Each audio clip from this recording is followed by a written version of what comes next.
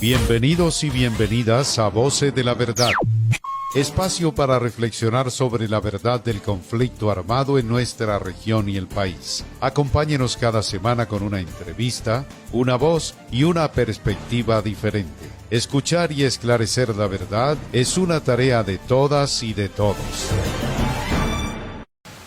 Bueno, muy buenos días, le damos a nuestro invitado el día de hoy. Qué importante, para mí es un honor de verdad tener a este miembro de la comunidad de lo que tiene que ver con la academia en el departamento del Caquetá, Roberto Ramírez Montenegro, sociólogo, docente de la Universidad, 37 años, pero también ahora vinculado a la Oficina de Paz de la Universidad. En buena hora llega usted a esta oficina, más usted que conoce tanto el departamento del Caquetá y la situación, no solo de la violencia, sino de la lucha por la paz en el departamento. Muy buenos días. Buenos días, Yolanda, y buenos días a los televidentes.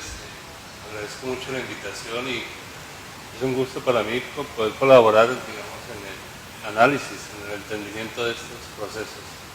En esta época, a veces la gente siempre dice que para qué se habla tanto de paz. Es importante seguir hablando de estos eventos de paz, profesor Roberto. Lógicamente, digamos, la paz es como el fundamento para que la sociedad pueda realizar tantos otros intereses, tantos otros, digamos, necesidades, ¿no? Digamos, su libertad, su felicidad,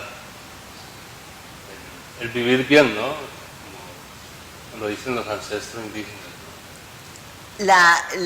En esta sección de lo que es la Comisión de la Verdad y en este programa, para preguntarle a usted, y como sociólogo también y obviamente conocedor a través de los estudiantes, la realidad del departamento del Caquetá, ¿cómo ha sido esa realidad también de los campesinos del Caquetá, ese proceso de colonización en torno a la paz?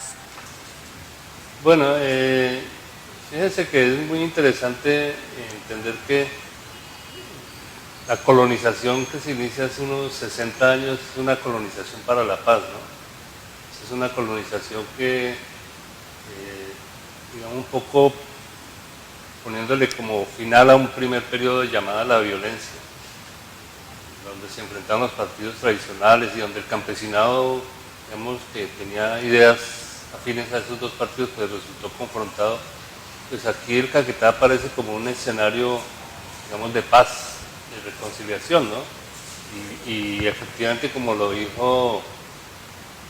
la concejal Marta Cortés el martes en el espacio de escucha, pues durante mucho tiempo aquí liberales y conservadores empezaron a convivir en paz, ¿no? Pasa que una serie de circunstancias llevan a que se aparezca lo que llamamos el conflicto armado para diferenciarlo de la violencia y pues un poco se pierde como esa posibilidad, pero el Caquetá y la colonización campesina en sus inicios, ante todo, constituía un esfuerzo y un escenario de paz. Usted está hablando de la violencia partidista que llegó a esta zona del país buscando la paz. Por eso de pronto se dan esos fenómenos de que convivieron en paz tanto liberales como conservadores, hablando de esa época de colonización en el departamento de Caquetá. Sí, sí, en los años 60, 70, digamos, fueron años en donde pues, en el departamento se vivieron, digamos, como diversas formas de entendimiento, diversas formas de convivencia pacífica entre las comunidades, ¿no? O sea, incluso pues algo que llama mucho la atención es que los conservadores como que preferentemente van hacia el sur y los liberales y comunistas hacia el norte, y un poco como que eso también constituye una forma de esa convivencia, ¿no? Pero sin embargo en el sur había liberales y en el norte había conservadores y se convivió perfectamente. El Doncello, por ejemplo, es conocido como una zona de colonización conservadora en medio de esa zona de colonización liberal, ¿no? Entonces hay una armonía, hay una convivencia y digamos un poco la idea de que esto era el oasis de paz logró plasmarse durante esos años 60 y 70, ¿no? ¿qué es lo que logra de pronto, pasémoslo a la actualidad, la elección de Arnulfo Gasca Trujillo? Acabó con esa frontera tanto liberal conservadora que se venía más marcada, los municipios del sur del departamento conservadores y el norte liberal. Al llegar él prácticamente pues tuvo que ganar en todos los municipios y se vio la votación más a favor del Partido Conservador. Quiere decir que ya no hay tanto partidismo, ¿no? Bueno, lo que pasa es que también pues hemos vivido el proceso del Frente Nacional, ¿no? Que es un proceso que un poco borra como esas brechas tan profundas que existían entre los dos partidos, ¿no? Y más bien logra como una especie de acercamiento, de articulación de ciertos aspectos políticos e ideológicos de los partidos, ¿no?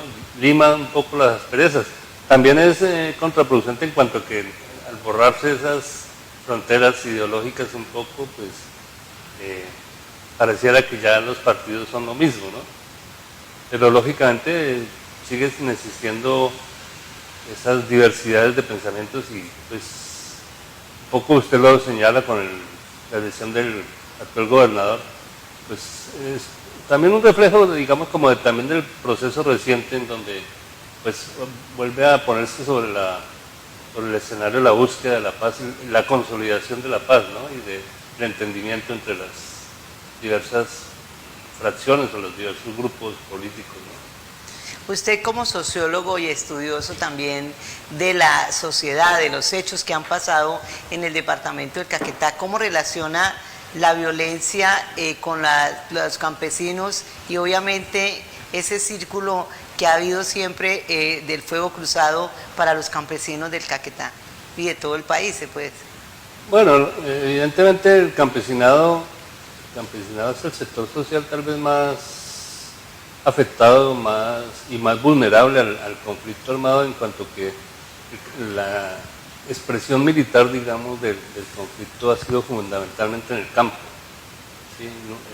Durante algún periodo pues hubo afectaciones en las ciudades, hubo en algunos momentos muy específicos, ha habido afectaciones en las ciudades, pero la afectación fundamental ha sido a nivel rural.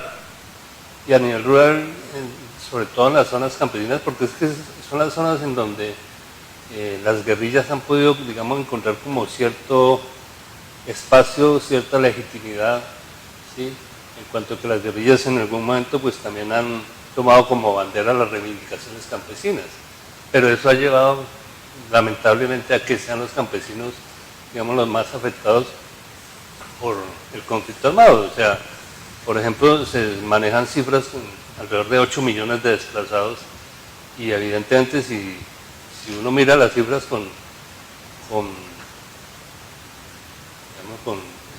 cierta atención, la mayor parte de los desplazados son de origen rural, ¿no? Se han tenido que desplazarse a las ciudades, ¿sí?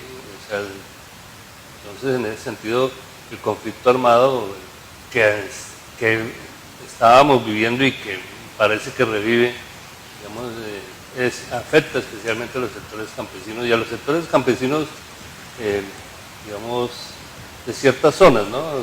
Por ejemplo, aquí en el Caquetá, los sectores campesinos de la cordillera, los sectores campesinos de las juntas de colonización, ¿no? Porque ya un área, digamos, donde hay un campesinado que ha logrado consolidarse, pues ha logrado un poco como sobrepasar el conflicto y no está, pues está afectado, digamos, porque tiene que pagar tributos, digamos así, las vacunas a las guerrillas, pero digamos no está tan afectado como otros sectores, digamos, en cuanto a desplazamientos, en cuanto a la vida, ¿sí? Una serie de situaciones, digamos, propias de la guerra. Bueno, vamos a ver este video que nos ha facilitado precisamente la Comisión de la Verdad para que ustedes vean también cómo se interpreta el sentir de muchas voces de campesinos hablando en torno a la colonización y proceso de paz. Ser campesinos para mí es todo, porque tierra sin campesinos no es nada tampoco. Ser campesino es una vida, es un sentir, es el hábitat, es como el nido de que utiliza el pajarito allí para incubar sus polluelos El campo para nosotros los campesinos es como eso. Ser campesino es el orgullo que tenemos los colombianos, es el único ejemplo que le damos al mundo, que nosotros los campesinos hemos sido los más sufridos y todavía luchamos. Me siento orgulloso y eso es ser campesino, un arranque como el mío, que se pueda ver que el hombre no está arrodillado a nadie, sino a mi Dios, y eso cuando no está bravo mi Dios, cuando está contento, hasta para hacer del cuerpo, para ir a hacer una necesidad en el campo, a venir uno a meterse en una pieza llena de ladrillos, asustado. Un campesino se siente mal, llega al campo y es como un pájaro cuando se suelta en la montaña, coge vuelo y coge un ánimo para luchar por la montaña. Para mí ser campesino significa uno vivir en un cierto lugar, alejado de un sitio poblado, puede ser una ciudad, un pueblo, y tener unas costumbres ya especificadas, unos rasgos físicos, un regionalismo como tal. Digamos, como acá se consume mucho plátano, yuca, y si voy a otro lugar veo ya que consumen diferentes cosas. Para mí el ser campesino es como casi que el ser todo, porque es donde vemos correr el agua sin valor, vemos pájaros sin jaulas, vemos el alimento que nos da la tierra, el aire, el poder usted saludarse con el vecino sin miedo, el decir buenos días con amor, eso es muy importante. Yo me siento muy orgulloso de ser campesino, porque ser campesino es uno amar esa tierra, sentir esa entidad de lo que uno ha sido en el territorio, lo que la vida nuestra de uno, que ser campesino, usted tiene ese pedacito de tierra allá donde le da su producción para sobrevivir, con su familia, con su núcleo, con todo. La vida, eso es importante. ¿Y la vida de dónde llega? De lo que consumimos. ¿Y quién produce eso? El campo.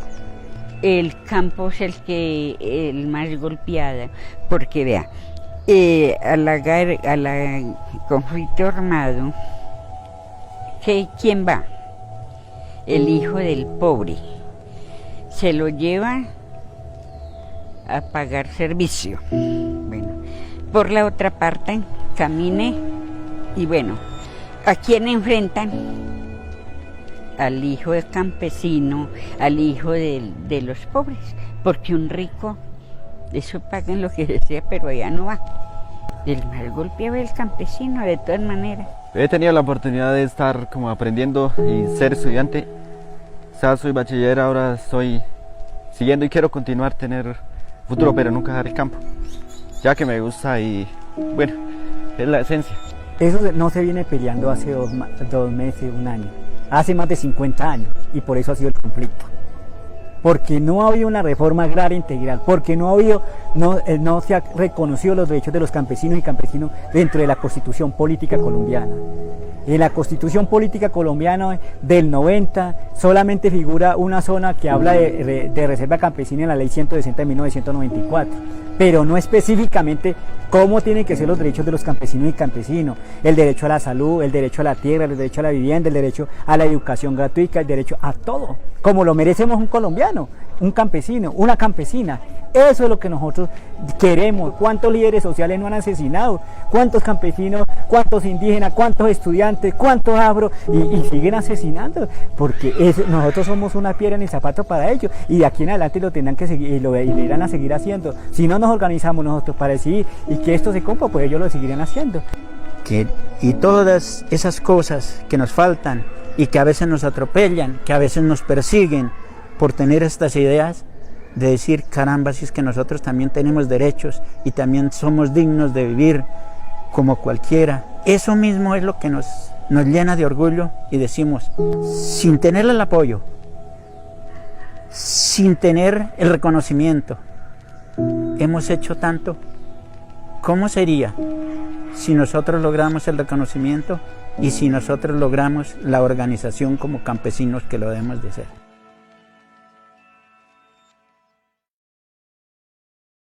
precisamente aquí estas voces de campesinos que traemos al programa, precisamente es bueno saber esas voces de campesinos, es bueno escuchar los campesinos para entender qué fue lo que pasó en la violencia. Es bueno esa capacidad de escucha, de conocer, de que se hable qué fue lo que sucedió con, se puede decir, con quienes vivieron la guerra, para poder entender cómo avanzar hacia la paz. Sí, lógicamente, porque digamos un poco las versiones que los campesinos puedan brindar sobre cómo estuvieron involucrados en el conflicto, pues permite comprender un poco como ese contexto social, ¿no?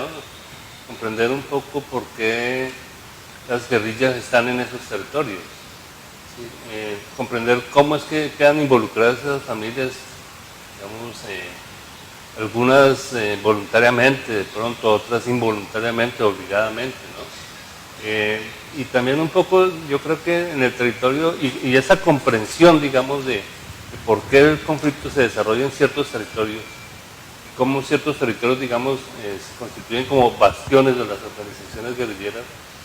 Entonces también lleva un poco a entender que en última no es que los sectores sociales sean estrictamente parte de esas organizaciones. Digamos, es un poco romper también la estigmatización que hay, ¿no? Digamos, uno cuando está fuera del departamento, uno ve que en muchas partes el caqueteño es como un sinónimo de guerrillero, ¿no? ¿Sí? Como decir entonces el antioqueño es como un sinónimo de paramilitar, cosas así se suceden. Entonces un poco también escuchar a los campesinos, vincularlos en todos estos procesos de la verdad histórica, permite como entender eso y lograr esa desestigmatización, ¿no? Que no sea tanta la estigmatización y que haya una comprensión real de cómo es que resultan involucrados estos sectores en esa confrontación, ¿no? Profesor Roberto Ramírez, le quiero leer esta pregunta que nos había un televidente. Dice, es importante entender la verdad de los colonos campesinos para entender la verdad de la guerra en el Caquetá. Lógicamente, claro, es un poco lo que estábamos diciendo, ¿no? Porque es que fíjese que ahora cuando las guerrillas, digamos, dejan de actuar, o parte de las guerrillas, y uno empieza a ver, por ejemplo, el censo que se hizo, ¿no? El censo de los guerrilleros que se hizo. Buena parte de las fuerzas guerrilleras estaban constituidas por sectores rurales, por sectores campesinos, ¿no? Eran jóvenes, eran tal vez muy pocos adultos, pero todos de origen campesino. Y fíjese que se constituyen los espacios de capacitación y reinserción, y la mayoría de ellos están dedicados a actividades agrarias, actividades productivas agrícolas, y los que no están en los espacios han retornado buena parte a las zonas de origen y a dónde están, en zonas rurales preferentemente, ¿no? Entonces, en ese sentido, digamos, aparte de lo que estábamos diciendo, de comprender el sentido de la situación, comprender un poco ese contexto en el cual surgen y se consolidan ciertas guerrillas en ciertos territorios, también es entender que los campesinos ven en las organizaciones guerrilleras, digamos, como una posibilidad de reivindicación de sus necesidades, ¿no? ¿Qué organizaciones, profesor, usted que conoce tanto el departamento del Caquetá y sobre todo la realidad del departamento con la base que es mejor todavía, que es la base, como usted dice, de los estudiantes de la universidad, pero también lo que ha estudiado usted, el departamento del Caquetá, de organizaciones sociales, cómo se refleja, dice, para entender la verdad del Caquetá? ¿Esas organizaciones sociales han servido? Hablando de los campesinos, de los trabajadores, de todos. Sí, o sea, de todos modos, fíjate que lamentablemente lo que ha pasado es que los procesos sociales, los procesos organizativos de los sectores sociales han tenido avances importantes en el Caquetá, pero también han sido, digamos, un poco truncados sus esfuerzos, ya sea por la misma acción del conflicto armado, por las mismas acciones del conflicto armado, o ya sea por la incomprensión del Estado hacia esos movimientos sociales y organizaciones sociales, ¿no? Digamos, hay que plantear que durante digamos, la etapa aguda del conflicto armado, las organizaciones sociales eran tildadas de estar infiltradas por las guerrillas, o eran tildadas de ser organizaciones al servicio de la guerrilla, ¿sí? Aquí ha habido organizaciones campesinas que, digamos, prácticamente desaparecieron porque fueron tildadas de ser puntales de las organizaciones guerrilleras, ¿no? Es el caso del sindicato Sindiagro, funcionó durante muchos años aquí hacia el sur, en Belén de los Andaquíes, San José, que fue tildado de ser una organización del M-19, ¿no? El caso de Simpeproagrica, el Sindicato de Pequeños Propietarios Agrícolas del Caquetá, que fue tildado de ser una organización de las FARC. Entonces, en ese sentido también esas posibilidades organizativas se vieron truncadas por el conflicto armado y desafortunadamente, digamos, las reivindicaciones que proponían esas organizaciones pues siguen estando a la orden del día, ¿no? Digamos, el problema de la tierra, el problema de la asistencia técnica agrícola, el problema de los créditos agrícolas, sigue siendo parte de las reivindicaciones que tiene el campesinado, ¿no? Y la mortalidad de ellos también en el sentido de no tener la presencia del Estado con salud. Claro, salud, la educación, que ha sido una lucha. Por eso le decía, yo recuerdo el paro, ¿recuerda usted cuando se hizo para reclamar la educación en el departamento de Caquetá, que fue la más reciente, creo que fue en el 2012? Ese paro campesino tenía ese énfasis y se logró que nombraran varios docentes en el departamento. Son luchas que se han dado y que esa la lideró más que todo Cordozá, recuerda usted, claro. y fue significativa. Sí, pero sigue estando al orden del día, digamos, porque siguen estigmatizados como... Estigmatizados de una parte, pero también la reivindicación sigue siendo vigente, ¿no? Porque la educación rural sigue teniendo grandes falencias, las instituciones educativas rurales no tienen buenos servicios, los maestros no tienen continuidad, en fin, y ahorita con lo de la pandemia y la cuarentena, pues por ejemplo se han agudizado las falencias de esas instituciones, no tienen acceso a internet, no hay conectividad, entonces prácticamente las labores escolares en esos ámbitos pues se han interrumpido. Entonces sigue siendo una reivindicación que, digamos, no ha sido solucionada por el Estado.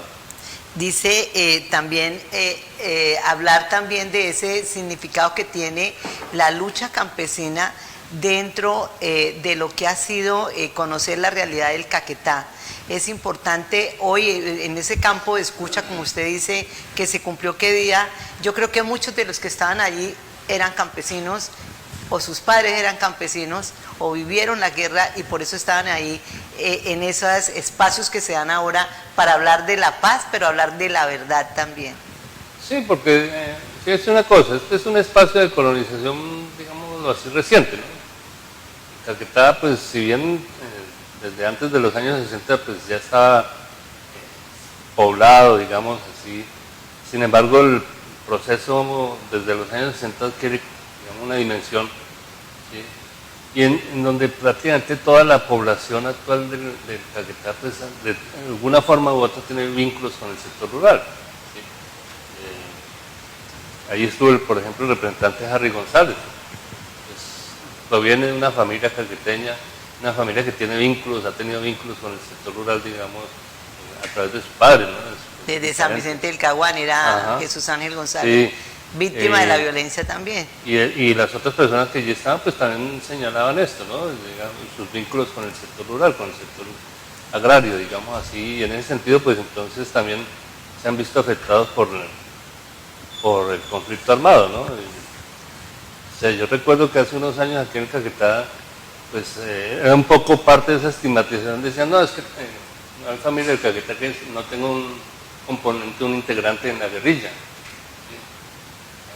Más recientemente se decía, no, es que todas las familias del Caquetá son cocaleras. ¿Sí? Entonces un poco así como que uno entiende... Afortunadamente hay muchos que ni son guerrilleros, ni son cocaleros. Sí, pero a veces esas generalizaciones marcan, digamos, lo que en otros ámbitos de la vida nacional se generaliza, ¿no? Es bueno que tanto los caqueteños como la sociedad colombiana reconozca esa verdad de los campesinos del Caquetá, de que son luchadores. Yo siempre he dicho, lo dije aquí delante de una senadora una vez, usted sabe cuánto quiere un campesino al Caquetá de que vive, para llegar a su casita en el campo tiene que pasar por una trocha que jamás ha visto el pavimento, no tienen energía, pero ellos quieren ese pedazo de tierra. Claro, fíjense que precisamente hace un momento en las noticias estaban hablando de los campesinos de Santana Ramos, ¿no? Que para llegar a su territorio tienen que ir hasta Algeciras, en el Huila. Y aquí también pasa con los campesinos del Alto Orteguaza, ¿no? Que para llegar allí hay que ir por Garzón. ¿Sí? Y fíjense cómo la exigencia de ellos es que les hagan vías hacia su cabecera municipal. O sea, uno dice, no, pues, o sea, para ellos, si bien el vínculo comercial y el vínculo de servicios es con el Huila y pueden resultar favorecidos, sin embargo, su interés y su anhelo es revalidar esos vínculos con el CLK, ¿no?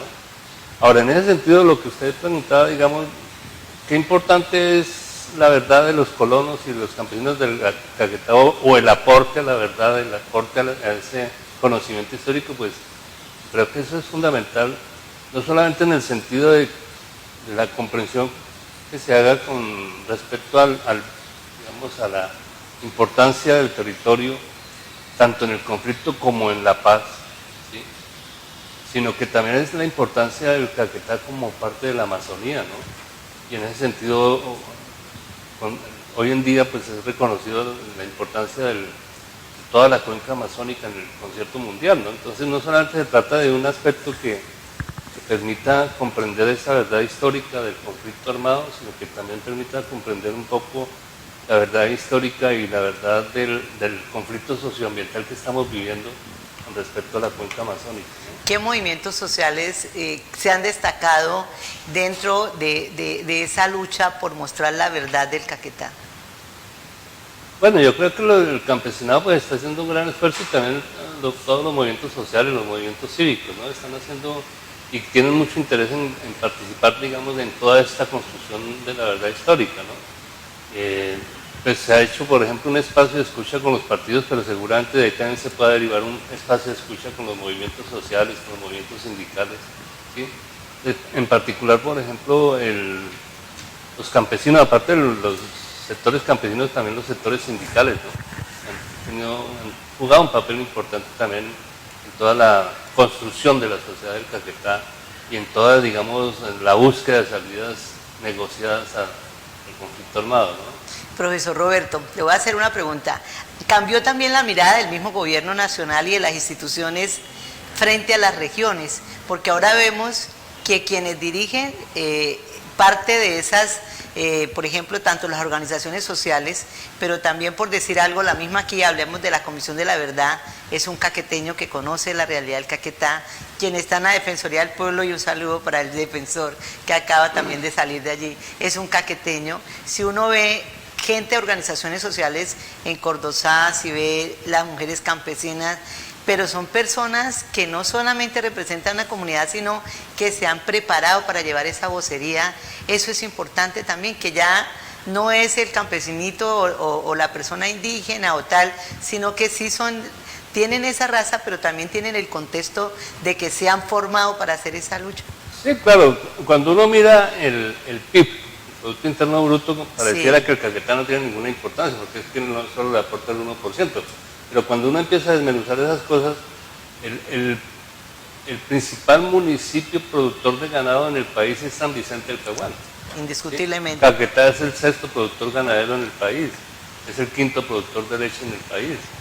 O sea, a veces la discusión que ha habido sobre los planes de desarrollo que nos sacaron de la Amazonía, pero es que eso también responde a unas dinámicas del desarrollo, que no nos gusta el desarrollo capitalista, bueno, perfecto, pero de todo modo lo que sí está mostrando es que el Caquetá cada vez, o sea, no solamente por el conflicto armado, no solamente porque los comandantes guerrilleros sean caqueteños, ¿sí? O porque la región del Pato significó mucho para las FARC en su construcción, sino que es que también en aspectos, digamos, de desarrollo económico, de progreso social, pues el Caquetá ha ido generando una actividad, una dinámica que hoy en día entronca con las dinámicas del país, ¿no? Digámoslo así también, y eso pues obliga a que la juventud de las nuevas generaciones en el Caquetá pues entonces le den más sentido, digamos, a la formación profesional y al ejercicio de sus profesiones. Y hoy en día pues tenemos profesionales muy destacados, que no solamente se destacan aquí en el departamento, sino que se destacan en el país y se destacan a nivel mundial, ¿no? Yo vengo trabajando en la Facultad de Derecho hace 20 años y uno ve con orgullo, digamos así, que sus egresados de la Facultad de Derecho hoy están desempeñándose en muchas zonas del país, ¿sí? Y se desempeñan muy bien. Y no solamente aquí en el departamento están ocupando cargos y funciones y están litigando, y que cada vez lo hacen mejor, sino que también en otras zonas del país. Y también uno ve otros jóvenes por ahí en otras áreas que están destacándose a nivel no solamente del país, sino a nivel la continental. directora del Sinchi, por ejemplo, tiene la mamá acá viviendo aquí en el barrio La Sí, Libertad. claro, Entonces, sí. Importantísimo que, claro que a nivel nacional de pronto ni lo saben de dónde viene ella. La Sí. directora de la Nacional también Sí, tiene sí, sus tiene raíces vínculos en con el el Caquetá. Caquetá, sí, Entonces claro. usted la conoce. Sí, Eso señora, es Carolina lo más Montoya. importante. Toda esta pregunta va para concluir preguntándole, ¿es importante estos espacios que ofrece la Comisión de la Verdad de hablar? Vean lo que se acaba de descubrir allí en la JED, por ejemplo, que es otro espacio también de escucha, con otros fines, pero es importante desarrollar estos encuentros de hablar aquí como lo genera la Comisión de la Verdad en el Caquetá y obviamente en todo el país. Sí, claro, o sea, es que el fundamento de lo que pueda construirse, digamos, como convivencia pacífica, como convivencia armónica, es la verdad, y más que la justicia. O sea, tiene que ir acompañada de justicia, pero sobre todo la verdad. Y en ese sentido, digamos, la JED puede aportar unos elementos claves, ¿sí? Ahorita con lo que está diciendo la FARC respecto a lo que sucedió con Álvaro Gómez, y seguramente a nivel del Caquetá, digamos, lo que pasó con la familia Turbay, que sigue siendo tal vez uno de los episodios, casos espeluznantes de la historia reciente del Caquetá, ¿sí? Entonces no solamente saber esa verdad judicial, sino también aportarle la verdad histórica. Y ojalá que no haya oportunidad a que se den sesgos, a que se den manipulaciones de esa verdad. Los espacios de escucha que el martes pasado se realizaron con los partidos políticos y que surge un interés de los partidos por ampliarlo y por lograr, ¿sí?, que sea un aporte decisivo a la verdad en el Caquetá. Digamos, pueden también generarse, no solamente en otras partes del país, parece que pues, en ese sentido creo que también es una iniciativa que el Caquetá está jugando, digamos, como un papel precursor ahí, digámoslo así, sino que también con otros sectores sociales, ¿no? Y donde se vinculen diversos actores y digamos, nos vinculemos también entidades académicas, entidades de la sociedad, el obispo, en fin, la iglesia, en fin, los medios de comunicación, los periodistas. O sea, todos podemos aportarle en ese sentido no solamente a la verdad, sino también a la convivencia pacífica, a la convivencia armónica de los caqueteños y de los colombianos. Bueno, y yo no lo puedo despedir a usted sin preguntarle cómo va en esa oficina de paz allí de la Universidad de la Amazonia. Bueno, ahorita un poco ahí con las dificultades propias de la cuarentena, digamos, un poco que nos ha tocado limitar un poco de actividades, aunque se ha tratado de suplir a través del internet algunas de las cosas, pues lógicamente eso no da los mismos efectos, no da los mismos resultados que cuando se puede estar en los escenarios, que cuando se puede ir a los territorios. Entonces es parte del trabajo que hay que hacer, ¿no? Estar en el territorio, visitar a los campesinos, estar en los actos y actividades que ellos programan, o con los sectores sindicales, en fin, con los sectores de víctimas. Ahí van, bueno, muchísimas gracias, profesor Roberto Ramírez Montenegro, muchísimas gracias por haber estado aquí con nosotros en Enfoque, de verdad muy contenta de conocerlo en ese aspecto de análisis sobre lo que ha sido el trabajo vista desde la academia de lo que es esta lucha de la colonización, los campesinos, pero también de cómo surgen estos movimientos sociales para aportarle a la paz. Muchísimas gracias. Bueno, muchas gracias a usted, Yolanda, y a los televidentes también un agradecimiento pues, por escucharnos Bueno, muchísimas gracias. Terminamos aquí con esta sección de la Comisión de la Verdad y ya regresamos aquí en Enfoque con más información. Este programa fue posible gracias a la Comisión para el Esclarecimiento de la Verdad y el apoyo de la Unión Europea.